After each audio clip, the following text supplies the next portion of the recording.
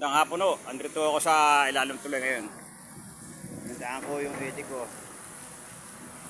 Tsaka yung aking bukid. Labing na naman. Yan, nasyanan ko sila.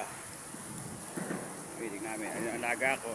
Ano pa naman ulit. Hindi naman magkano kali man. Malalim pa o.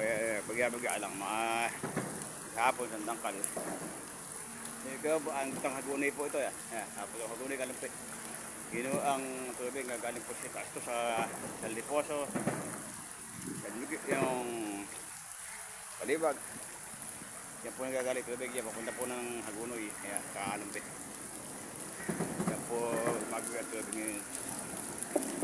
Yan. Nakakahawa po yun at may hagunoy na yung kalumpit.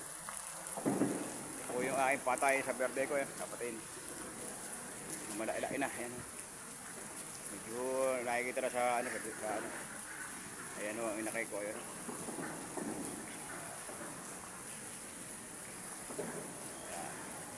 Nanginahin po sila. Ito po yung edit ko, putik. Hindi na po pinawalan kasi gawa ko nung nililibang lang ko sa bukid, nililibang na sila sa, ano, nililibang lang sila sa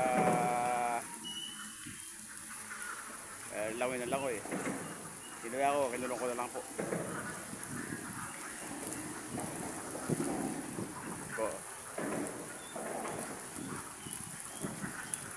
Kaya ako, magagawin ko ng paraan. Lalagay po ako ng ipamiyami, ipa ng itik.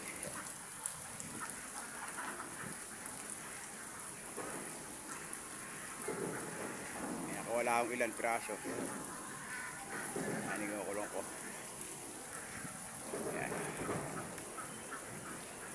Malin po, mga siguro hanggang yung bewang mo siguro itong tubig sa bukid ito.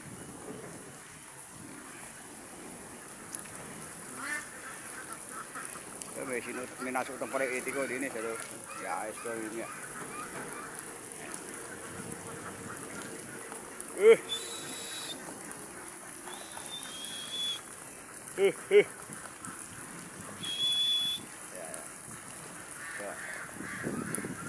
Siga hanggang hapon po sa lahat.